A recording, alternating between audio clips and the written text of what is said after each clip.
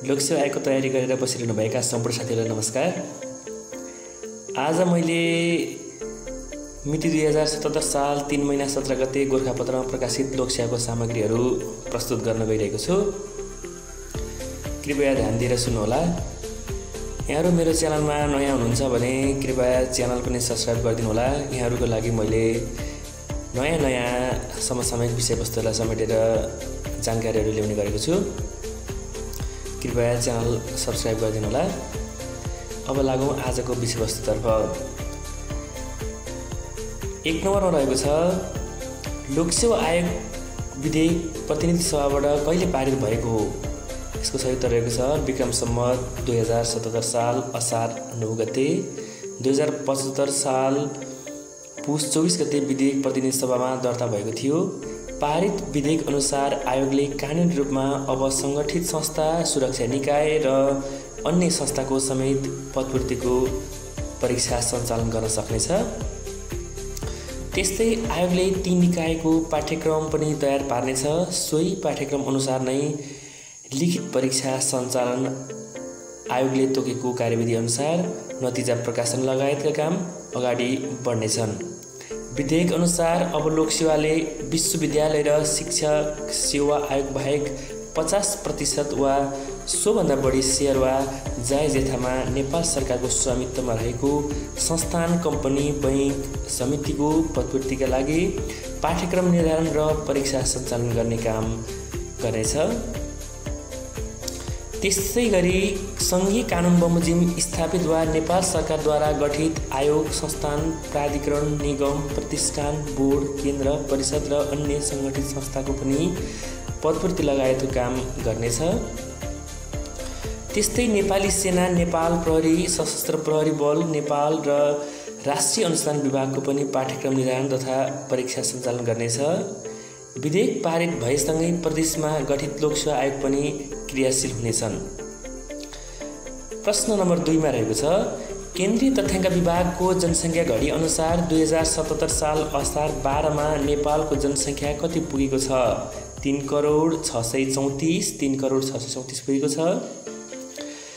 11औं जनगणना 2068 को वृद्धि दरमा आधारित पूर्वानुमान अनुसार 2077 असार 12 मा नेपालको जनसङ्ख्या 3 करोड आएको हो। राष्ट्रिय जनगणना 2068 को जन्मदर, मृत्युदर र बसाइसराई दरका आधारमा जनसङ्ख्या पूर्वानुमान गरिएको। प्रश्न नम्बर 3 मा रहेको छ सन् 2020 जुनमा सुरक्षा परिषदको अस्थायी सदस्यमा निर्वाचित हुन सफल राष्ट्र कुन कुन हुन्। Bharat, Ireland, Mexico, Norway. ती राष्ट्रहरू सन् 2021 देखि 2022 को कार्यकालका लागि राष्ट्रसङ्घको महासभाबाट चयन भएका हुन्। 193 सदस्यीय महासभामा 184 राष्ट्रले मतदान गरेका थिए। राष्ट्रसङ्घ सुरक्षा परिषदमा स्थायी 5 र अस्थायी 10 गरी कुल 15 सदस्य हुन्छन्। 5 मुलुकहरू अमेरिका, बेलायत, फ्रान्स, चीन र रुस सुरक्षा परिषदका स्थायी सदस्य राष्ट्र हुन् भने बाँकी 10 अस्थायी सदस्यहरू निर्वाचनबाट छनौट हुने व्यवस्था रहेको छ। प्रश्न नम्बर 4 मा रहेको छ विश्व स्वास्थ्य सङ्गठनको आह्वानमा विश्व प्रति जैविक सचेतना सप्ताह कहिलेदेखि मनाउन थालिएको हो। सन् 2015 हरेक वर्ष नोभेम्बर महिनामा एक साताभरि प्रति जैविक सचेतना सप्ताह मनाइँदै आएकोमा सन् 2019 मा पनि नोभेम्बर 18 देखि 24 सम्म विभिन्न कार्यक्रमहरू गरी सचेतना सप्ताह मनाइएको छ। जीवाणुहरूले यसै प्रतिजैविक औषधीय विरुद्धको प्रतिरोध विकास गर्नमा चिकित्सक र पशु चिकित्सकहरूको सिफारिस बिना मानिस र पशुपक्षीहरूमा आवश्यकताभन्दा बढी प्रतिजैविक औषधिहरूको प्रयोगमा चाहिने भन्दा कम वा बढी मात्रामा प्रयोग, अस्पतालहरूमा सङ्क्रमण रोकथाम सम्बन्धी अपर्याप्तता व्यवस्थापन, अस्पतालहरूबाट उत्पादन हुने फोहोरहरूको उचित व्यवस्थापन, नहुनु र पछिल्लो 30 वर्ष यता कुनै पनि नयाँ समूहमा प्रभावकारी प्रतिजैविक औषधिहरू आविष्कार हुन नसक्नु आदि मुख्य कारण रहेका छन्। हाल विश्वभर प्रतिजैविक औषधिहरूले काम नगरेका कारण वर्षेनी 7 लाख मानिसको मृत्यु भइरहेको र यदि नियन्त्रणका लागि ठोस कदम नचाल्ने हो भने यो सङ्ख्या बढेर सन् 2050 सम्म वर्षेनी 1 करोड पुग्ने अनुमान विश्व स्वास्थ्य सङ्गठनले गरेको छ। प्रश्न नम्बर 5 भनेको छ नेपाली पोर्टको शुभारम्भ कहिले भएको थियो? विक्रम सम्वत 2076 साल माघ 13 गते अध्यागमन सुरक्षा प्रणालीलाई व्यवस्थित गर्नका लागि तयार पारिएको सफ्टवेयरलाई नेपाली पोर्ट भन्ने चिनिन्छ। त्रिभुवन अन्तर्राष्ट्रिय विमानस्थलसहित 13 अध्यागमन कार्यालयहरूमा यो सफ्टवेयर जडान गरेको छ। प्रश्न नम्बर 6 एसिया सोसाइटीद्वारा प्रदान गरिएको Asia game changer of the इयरको उपाधिबाट कसलाई सम्मान गरियो? मीरा राईलाई सम्मान गरियो। प्रश्न नम्बर 7 मा रहेको छ प्रदेश 1 सरकारले कुन स्थानमा जडीबुटी प्रशोधन केन्द्र स्थापना गर्ने भएको छ? माई जोगमाई गाउँपालिका 2 इलाम। माई जोगमाई गाउँपालिका इलाममा चाहिँ प्रदेश नम्बर 1 सरकारले जडीबुटी प्रशोधन केन्द्रको स्थापना गर्ने भएको छ। प्रश्न नम्बर 8 रहेको छ अन्तर्राष्ट्रिय योग दिवस कहिले मनाइन्छ? जुन 21 मा मनाइन्छ। सन् 2015बाट संयुक्त राष्ट्रसङ्घले जुन 21 मा अन्तर्राष्ट्रिय योग दिवस मनाउन सुरु गरेको हो।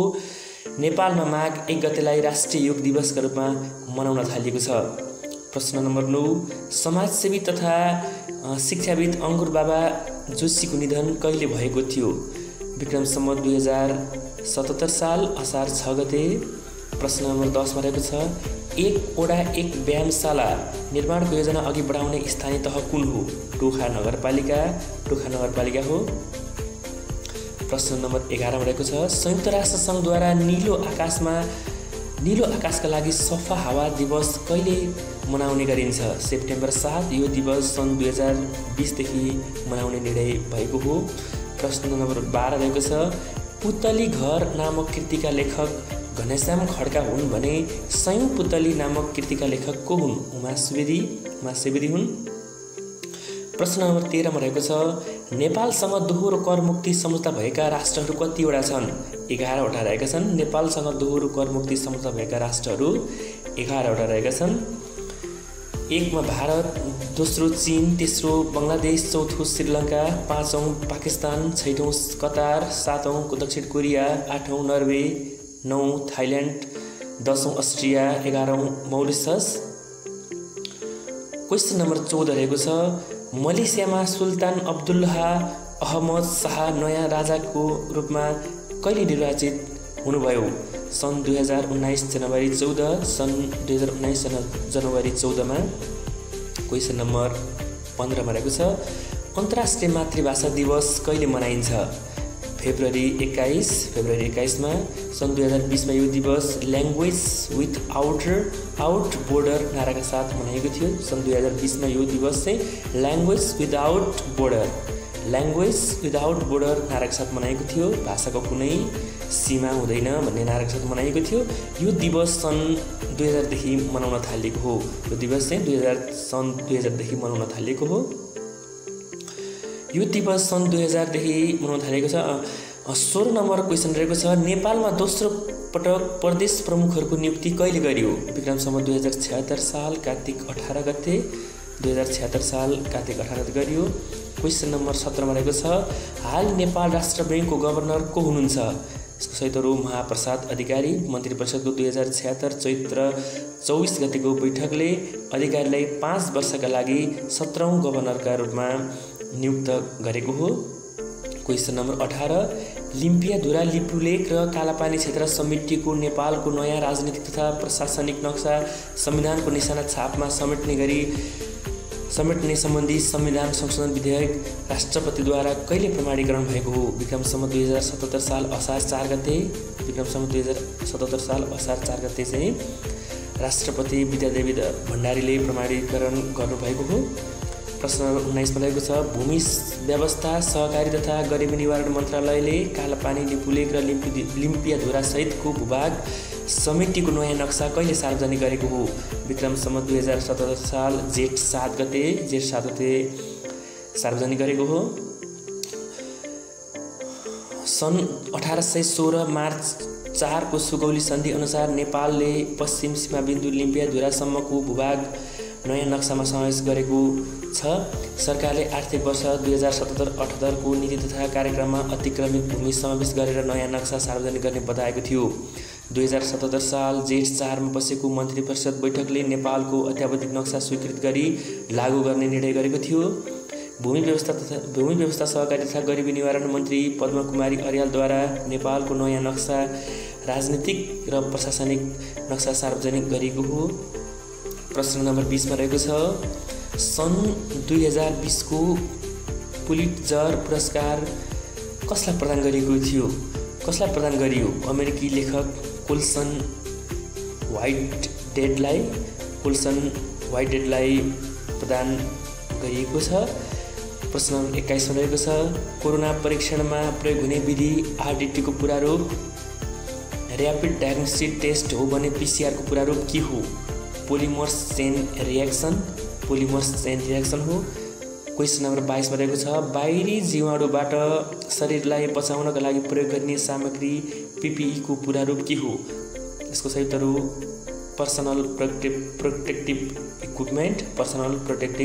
इक्विपमेन्ट हो पीपीई को फुल फर्म। व्यक्तिगत सुरक्षा उपकरण। कोभिड-19 प्रश्न नम्बर 30 मा रहेको छ, कोभिड-19 विरुद्ध अग्रपङ्क्तिमा खटिएका संसारका उत्कृष्ट 5 महिलाको सूचीमा पर्न सफल नेपाली चिकित्सक को हुन्? डाक्टर रुना झा, निर्देशक राष्ट्रिय जनस्वास्थ्य प्रयोगशाला युएन वुमेनले उहाँलाई सो सूचीमा समावेश गरेको हो। क्वेसन नम्बर 24 रहेको छ, अन्तर्राष्ट्रिय गिद्ध सचेतना दिवस कहिलेदेखि मनाउन थालिएको हो? सन् 2009 देखि मनाउन थालिएको हो। विश्वकै लोपोन्मुख अवस्थामा पुग्न लागेपछि यसको संरक्षणमा सहभागिता जुटाउन गिद्ध सचेतना दिवस मनाउन थालिएको हो। सिनो खाएर वातावरण सफा गर्ने भएकाले गिद्धलाई प्राकृतिक कुचिकार भनी चिनिन्छ। विश्वमा 23 प्रजाति र दक्षिण एसियामा 9 प्रजातिका गिद्ध पाइन्छ। नेपालमा गिद्ध संरक्षणका लागि गिद्धलाई शुद्ध आहार उपलब्ध गराउन देशभर आधा दर्जन बढी स्थानमा जटायु रेस्टुरेन्ट सञ्चालनमा ल्याइएको छ।